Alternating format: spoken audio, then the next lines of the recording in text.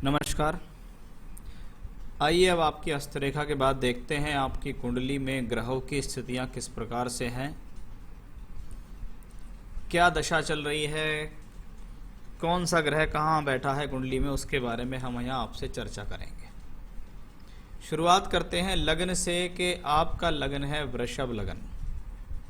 वृषभ लग्न है और तुला राशि है। लग्न और राशि दोनों के जो मालिक हैं उन पर शुक्र का प्रभाव है। शुक्र ग्रह को शास्त्र में राजसी कहा गया। राजसी का मतलब है भौतिक सुख सुविधाओं के ऊपर अधिकार रखने वाला ग्रह शुक्र है। आपकी कुंडली के अंदर लगन 2 नंबर है, वृषभ लगन कहलाता है। स्थिर लगन है, स्वभाव में स्थिरता देता है। पृथ्वी तत्व का लगन है, जीवन में व्यवसाय करने की क्षमताएं देता है या व्यवसाय के गुण देता है। पृष्ठोदय लगन है, थोड़ा सा डिले करके जीवन में सफलता देता है, ऐसा हम कह सकते हैं। वृषभ बैल कहते हैं शास्त्र में इसको, यानी व्यक्ति मेहनती तो है ही, खामोखा किसी से इलझना नहीं है, अपने काम से काम ज्यादा रखता है, योजनाएं बनाकर चलता है। लगन का मालिक शुक्र है, तीसरे घर में बैठा हुआ है। लग्नेश तीसरे घर में जाए व्यक्ति को और चंद्रमा की राशि में जाए तो व्यक्ति के जीवन में कलात्मक रवैये को भरता है, सुंदरता को भरता है, या ये कह सकते हैं व्यक्ति जीवन में कला, नृत्य, गायन, क्रिएटिविटी, अपने आप कुछ गाना बजाना, या उसको कह सकते हैं कोई चीज़ अपने हाथ से करने की अच्छी क्षमताएं रखना, हाथों से संबंधित कार्यों में अच्छा होना, उसके लिए ये प्लेनेट अच्छा होता है। साथ में मंगल है नीच क्या होके। नीच का मंगल तीसरे घर में हो तो एक्सीलेंट होता है। शास्त्र कहता है मंगल तीसरे घर में हो, नीच का हो जाए तो राजयोग कारक हो जाता है। ऐसा व्यक्ति जीवन में अपने जीवन में स्वयं अपने बल पर मेहनत करते हुए आगे बढ़ता है। परिस्थितियों से लड़ने की क्षमताएं देता है मंगल, शत्रुओं को हराने की क्षमताएं देता है मंगल, और अपने बल पर आगे बढ़ने की क्षमता देता है मंगल। अब ये मंगल सप्तमेश होके भी है। सप्तमेश जब यहाँ हो तो कभी कभी विवाह में कुछ डिले भी हो जाता है होने में, और पत्नी के साथ शुरुआती संबंध अच्छे नहीं होते, बाद में स्थितियाँ ठीक हो जाती हैं, ऐसा हम यहाँ कह सकते हैं। मंगल क्योंकि द्वादश भाव का मालिक होके भी यहाँ है, इसलिए मंगल अपनी दशा में टू ट्रैवलिंग यात्रा देगा। लेकिन क्योंकि मंगल लग्नेश के साथ है, लग्नेश छठे घर का मालिक भी है, इसलिए मंगल की दशा हो या शुक्र की दशा अंतरदशा जीवन में आए तो ये आपको हेल्थ इश्यूज दे सकती हैं, चोट लगा सकती हैं, आपकी यात्राओं के दौरान आपको प्रॉब्लम दे सकती हैं। बात करेंगे चंद्र राहु के योग की। चंद्रमा अगर छठे घर में हो, सिर्फ चंद्रमा के बारे में बात करें जी, चंद्रमा अगर छठे घर में है तो जीवन को संघर्षरत बनाता है। चंद्रमा अगर राहु के साथ होता है तो तनाव देता है, टेंशन्स देता है, मन में अजीब सा भय पैदा करता है, क्योंकि चंद्रमा मानसिकता का प्रबल कारक है। ये राहु केतु के साथ जब जब होता है तो ये एक तरीके से राहु केतु इसके ऊपर ग्रहण लगाते हैं। ग्रहण किस पे लग रहा है? आपकी मानसिकता के ऊपर लग रहा है। आपको अजीब सा डर देता है ये प्लेनेट, आपको मजबूती कम प्रदान करता है ये प्लेनेट जब चंद्रमा राहु के साथ हो। मंगल की दृष्टि भी ही है उसके ऊपर। ये कॉम्बिनेशन कभी कभी बहुत तेज गति से एग्रेशन भी दे सकता है।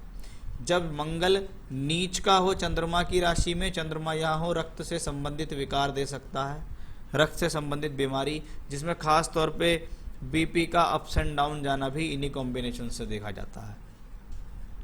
चंद्रमा यहाँ छठे घर में है, राहु के साथ है, मंगल से दृष्ट है, यानी चंद्र राहु की दशा जीवन में हेल्थ इश्यूज दे देंगी। इस कुंडली में तीसरे और छठे घर का मालिक राशि परिवर्तन करता है। तीसरा घर हिम्मत, साहस, धैर्य, सहजता के लिए जाना जाता है। कुंडली में छठा घर संघर्ष, शत्रु, सफलता, बीमारी, रोग, ऋण, रिपु के लिए जाना जाता है। जब ये दोनों आपस में राशि परिवर्तन कर लें तो वो उसके घर में बैठ गया और वो उसके घर में बैठ गया, यानी आपके जीवन में ये सब चीज़ें तो आएंगी, बीमारी आएंगी, शत्रु परेशान करेंगे, हेल्थ इश्यूज होंगे, किसी प्रकार का लोन कर्ज आदि भी लेना पड़ सकता है, लेकिन आप अब इन सब चीज़ों पे विजय भी प्राप्त कर लेंगे, इसको हम ऐसा कह सकते हैं। जुपिटर इन 5th हाउस, बुद्धि स्थान पर बैठा हुआ शुभ ग्रह सौम्यता देता है, अच्छी बुद्धि देता है, अच्छी योजनाएं लाता है मन के अंदर, संतान देता है, संतान से सहयोग भी दिलाता है बृहस्पति। बृहस्पति जब पंचम में बैठे एकादश का मालिक होके और वापस उसको देखे, अपनी बुद्धि अपनी योजनाओं के बल पे व्यक्ति जीवन में आगे बढ़ता है। प्राप्तियों का भाव है 11वां घर। जब जब इस ग्रह की दशा आती है तो व्यक्ति को प्राप्तियां होती हैं। ये दशाएं खाली नहीं जाती, इसमें व्यक्ति को कुछ ना कुछ अवश्य मिलता है। तो बृहस्पति उस लिहाज से अच्छा है क्योंकि पंचम में बैठ के बृहस्पति नवम भाव को देखता है, भाग्य को संभालेगा, धर्म के प्रति आस्था देगा, ईश्वर के प्रति आस्था देगा, लगन को दे रहा है, देख रहा है दृष्टि, तो मान सम्मान बढ़ाएगा। सप्तम भाव में अगर शनि वक्री होके बैठे तो शास्त्र में इसको कहते हैं व्यक्ति की इतनी इज्जत सम्मान अपने घर में नहीं होता है जितना बाहर होता है। बाहर के लोगों में उसका मान सम्मान ज़्यादा होता है। घर परिवार के लोग या तो उसको कुछ उतना बेहतर समझते नहीं हैं जितना वो बाहर है। लेकिन अच्छा है शनि अगर सप्तम में होता है तो आपको कुछ ना कुछ राजनीतिक इंटरेस्ट या लोगों के बीच इंटरेस्ट दिलाता है, जनता के बीच में आपकी पहचान बनाता है। मंगल की राशि में वक्री शनि हो तो कभी कभी गुदा से संबंधित रोग, आंतों में प्रॉब्लम हो रही है, कब्ज हो गई, बाद में वो चीज़ पाइल्स भगंदर तक पहुंच गई, ऐसा भी देखा जाता है। वैवाहिक जीवन में डिले देना इसी कॉम्बिनेशन से आता है।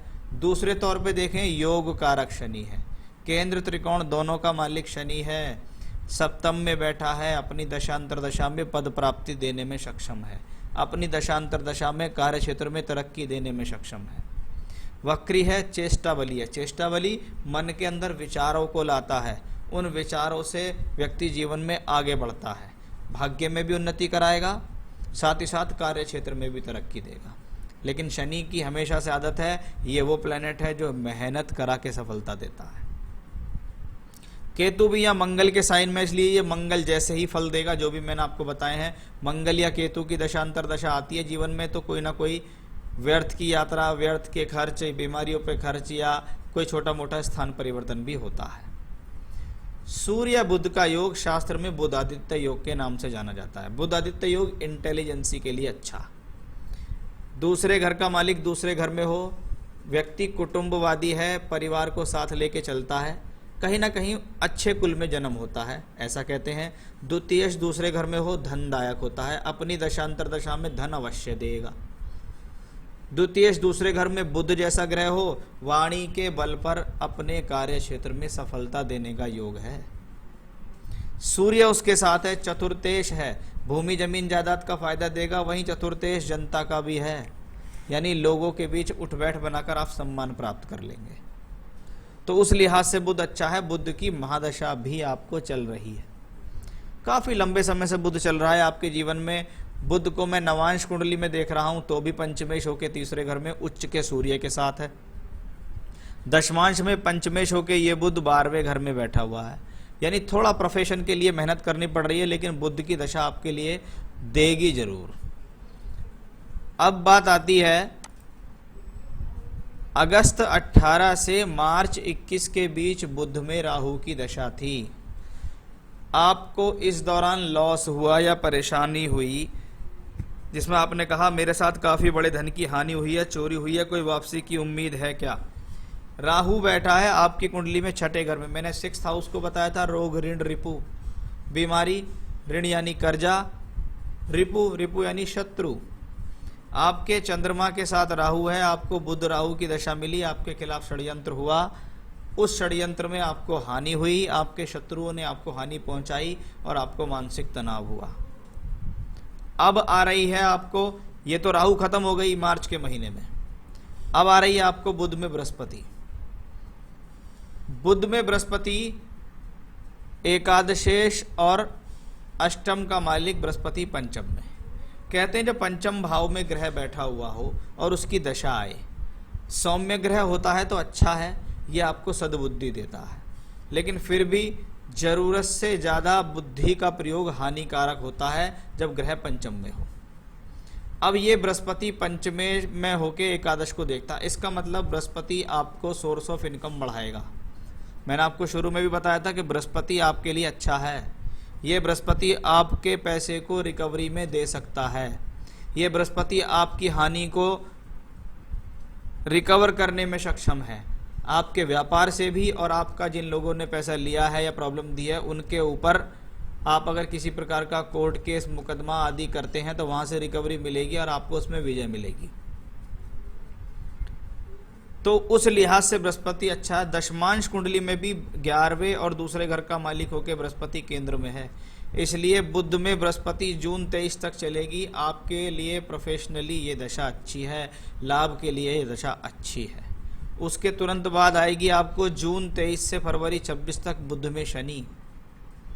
शनि वो प्लेनेट है जिसके बारे में मैंने चर्चा की कि ये योग कारक शनि है, राजनीति में सफलता दिलाता है। यहाँ भी लग्नेश होके दशम में है, यहाँ भी लग्नेश होके एकादश में। और आपका सवाल, मुझे भविष्य में कोई शासकीय बड़ा पद मिलेगा? भाई साहब, आपको आने वाली 3-4 साल की बहुत अच्छी दशाएं हैं। अगर आप राजनीति के क्षेत्र में लंबे समय से प्रयास कर रहे हैं तो अपने प्रयास को जारी रखिए, निश्चित आपको कोई ना कोई शासकीय पद अवश्य मिलने वाला है, क्योंकि आने वाली दशाएं आपके लिए फेवर में है। और 2021 के बाद तो इनकी स्थितियां अपने आप में और बेहतर होती चली जाएंगी। उधार दिए हुए धन मिलने की क्या उम्मीद है? निश्चित मिलेगा, बुध बृहस्पति में ही मिलेगा। 2023 तक आपको धन की प्रोफेशनली भी फायदे में होगी और रिकवरी भी होगी आपकी। मेरे पुत्र के संतान, वो आपको उन्हीं की कुंडली से पता लगेगा।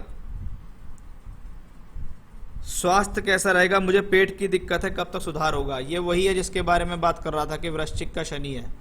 पेट की समस्या नहीं है, आंतों में कोई ना कोई प्रॉब्लम है, या तो आपको खाना पूरा पचता नहीं है, कुछ ना कुछ दिक्कत है। आप इसका आयुर्वेदिक उपचार कराइएगा, क्योंकि शनि प्राचीन विद्या और आयुर्वेद का कारक है। आप मेडिसिन से ठीक नहीं होंगे, एलोपैथिक से ठीक नहीं होंगे, आप आयुर्वेदिक से ठीक होंगे, तो उसका आप इलाज कराइएगा। हेल्थ इश्यूज आगे ज़्यादा बड़े नहीं हैं, लेकिन जब बुध में शनि आएगा जून 23 से फरवरी 26, थोड़ा सा आपको उस दौरान ध्यान रखना होगा। थोड़ा सा आयुर्वेद पे आ जाओ, देखना 3-4-5 महीने में आप अपने आप हेल्थ इश्यूज आपके कवर होते चले जाएंगे, कोई बड़ी परेशानी नहीं होगी उससे। आपको हमने उपाय भी बताए थे, जो उपाय आपको बताए हैं वही उपाय हैं धन वापस लाने के, धन वृद्धि के, कार्य क्षेत्र में तरक्की के। तो जो ऑडियो वीडियो हमने आपको उपायों के भेजे हैं उनको आप अवश्य सुने कि उसमें किस तरीके से मैंने वो उपाय बताए हैं। अगर आपने वो स्वयं किए तो आप देख लीजिएगा, आपको अपने आप इन सब का फायदा भी मिलेगा, इसमें भी कोई संदेह नहीं है। तो हॉरोस्कोप अपने आप में अच्छी है, दशा अच्छी मिली हुई है। आने वाले समय में जो दशाएं आ रही हैं, चाहे वो बुध में बृहस्पति अभी चल रही है जून 23 तक, फिर फरवरी 26 तक बुध में शनि, सारी दशाएं आगे आपके लिए पॉजिटिव हैं। सबसे अच्छी बात है गोचर पॉजिटिव है। आज शनि मकर राशि में है, फिर ये शनि 2.5-3 साल के लिए कुंभ राशि में आएगा। बृहस्पति मीन राशि में हो जाएंगे, फिर बृहस्पति मित्र राशि में हो जाएंगे, फिर ये बृहस्पति लग्न में आ जाएंगे। तो प्लैनेट की पोजीशन अच्छी है, ग्रह अपने आप में आगे अच्छे मूवमेंट पे आ रहा है। उपाय कीजिए, आपको लाभ मिलेगा। डबल फायर ऑस्ट्रेलियन ओपल पहनने से आपको लाभ मिलेगा, क्योंकि शुक्र आपका लग्नेश भी है और शुक्र वर्गों में योग कारक भी है। इसलिए राइट हैंड की इंडेक्स फिंगर में एक डबल फायर ऑस्ट्रेलियन ओपल अगर आपको चाहिए तो आप हमसे प्राप्त कर सकते हैं। मैं आपको रिंग बनाकर आपके एड्रेस तक भेज सकता हूँ, तो वो पहनिएगा आप, उससे आपको लाभ मिलेगा। पन्ना भी पहन सकते हैं आप, ये 2 ही स्टोन आपके लिए, उसके अलावा और कोई स्टोन आपको नहीं पहनना है। तो ये था आपके हॉरोस्कोप का एनालिसिस, सवालों के जवाब। भविष्य उज्जवल है, अपने कार्य क्षेत्र पर ज़्यादा से ज़्यादा ध्यान दीजिए। नमस्कार।